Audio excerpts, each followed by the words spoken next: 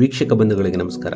ಸ್ನೇಹಿತರೆ, ಇದೇ 2024 ಮೇ ತಿಂಗಳಿಗೆ ಸರಿಯಾಗಿ 50 ವರ್ಷಗಳ ಹಿಂದೆ ಭಾರತದಲ್ಲಿ ಒಂದು ಮಹಾ ಸ್ಫೋಟ ನಡೆದಿತ್ತು. ಆದರೆ ಅದು ಬೇರೆ ಯಾವುದೋ ಶತ್ರು ದೇಶಗಳು ನಡೆಸಿದ ಸ್ಫೋಟವಲ್ಲ. ಬದಲಾಗಿ ಭಾರತ ತನ್ನ ಶಕ್ತಿಯನ್ನು ತಾನು ಪರೀಕ್ಷಿಸಲು ಮತ್ತು ಇತರ ದೇಶಗಳಿಗೆ ತನ್ನ ಶಕ್ತಿಯನ್ನು ಪರಿಚಯಿಸಲು ನಡೆಸಿದಂತಹ ಮಹಾ ಸ್ಫೋಟ ಅದು.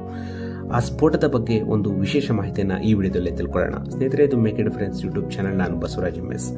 ಕೊಂಚ ವಿವರವಾಗಿ ಹೇಳೋದಾದರೆ, ಅಂದು ಮೇ 18, 1974 ಭಾರತ ಶಾಂತಿಪ್ರಿಯ ಬುದ್ಧದೇವನ ಜಯಂತಿಯ ಆಚರಣೆಯ ಸಂಭ್ರಮದಲ್ಲಿತ್ತು.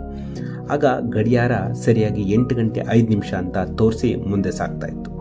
ಆಗ ದೂರದ ಅಮೆರಿಕ ದೇಶದಲ್ಲಿ ಸ್ಥಾಪಿತವಾಗಿದ್ದ ಸಿಸ್ಮಿಕ್ ಉಪಕರಣವೊಂದು, ಅಂದರೆ ಭೂಕಂಪನವನ್ನು ಅಳತೆ ಮಾಡುವಂತಹ ಉಪಕರಣವನ್ನು ಸಿಸ್ಮಿಕ್ ಉಪಕರಣ ಅಂತೀವಿ. ಆ ಉಪಕರಣದಲ್ಲಿ ಭಾರತ ಕೇಂದ್ರಿತ ಕಂಪನವೊಂದು ದಾಖಲಾಗಿತ್ತು. ಅಂದರೆ ಭಾರತದಲ್ಲಿ ಭೂಕಂಪ ಆಗಿದೆ ಅಂತ ಆ ಉಪಕರಣ ತೋರಿಸ್ತಾ ಇತ್ತು. ಜೊತೆಗೆ ಅಮೆರಿಕದವರು ಕೂಡ ಹಾಗೆ ನಂಬಿದರು.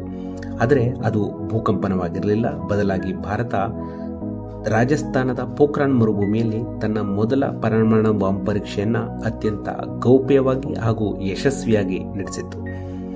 ಒಟ್ಟಾರೆ ಈ ಪ್ರಾಜೆಕ್ಟ್ನ ಹೆಸರು ಸ್ಮೈಲಿಂಗ್ ಬುದ್ಧ ಅಥವಾ ಬುದ್ಧ ನಕ್ಕ ಅಂತಾಗಿತ್ತು. ಈ ಪ್ರಾಜೆಕ್ಟ್ ಅದೆಷ್ಟು ರಹಸ್ಯಮಯವಾಗಿತ್ತು ಅಂತಂದರೆ, ಇದರ ಮಾಹಿತಿಯನ್ನು ಕುರಿತು ಇತರ ದೇಶಗಳಿಗೆ ಹೋಗಲಿ, ಬದಲಾಗಿ ನಮ್ಮ ದೇಶದ ರಕ್ಷಣಾ ಸಚಿವರಿಗೆ ಮತ್ತು ವಿದೇಶಾಂಗ ಸಚಿವರುಗಳಿಗೆ ಈ ಪ್ರಾಜೆಕ್ಟ್ನ ಕುರಿತು ತಿಳಿದಿರಲಿಲ್ಲ. ಅದು ಅವರಿಗೆ ತಿಳಿದಿದ್ದು 2 ದಿನಗಳ ಮುಂಚೆಯಷ್ಟೇ. ಒಟ್ಟಾರೆ ಜಗತ್ತಿನಲ್ಲಿ ಈ ಪ್ರಾಜೆಕ್ಟ್ ಬಗ್ಗೆ ಅರಿವಿದ್ದು, ಆ ಪ್ರಾಜೆಕ್ಟ್ನಲ್ಲಿ ಇನ್ವಾಲ್ವ್ ಆಗಿದ್ದ ಒಂದು 75 ವಿಜ್ಞಾನಿಗಳಿಗೆ, ಅದನ್ನು ಬಿಟ್ಟು 3 ಜನರಿಗೆ ಮಾತ್ರ ಈ ಪ್ರಾಜೆಕ್ಟ್ ಬಗ್ಗೆ ಗೊತ್ತಿತ್ತು. ಅವ್ರು ಯಾರಪ್ಪ ಅಂತಂದರೆ, ಅಂದಿನ ಪ್ರಧಾನಿ ಇಂದಿರಾ ಗಾಂಧಿ ಅವರಿಗೆ ಮತ್ತು ಅವರ ಕಾರ್ಯದರ್ಶಿ ಪರಮೇಶ್ವರ್ ಹಸ್ಕರ್ ಮತ್ತು ಸೋವಿಯತ್ ಒಕ್ಕೂಟದಲ್ಲಿ ಭಾರತದ ರಾಯಭಾರಿಯಾಗಿದ್ದ ದುರ್ಗಾ ಪ್ರಸಾದ್ ಅವರಿಗೆ ಮಾತ್ರ ಈ ಕಡು ಸೀಕ್ರೆಟ್ ಪ್ರಾಜೆಕ್ಟ್ ಬಗ್ಗೆ ಮಾಹಿತಿ ಇತ್ತು.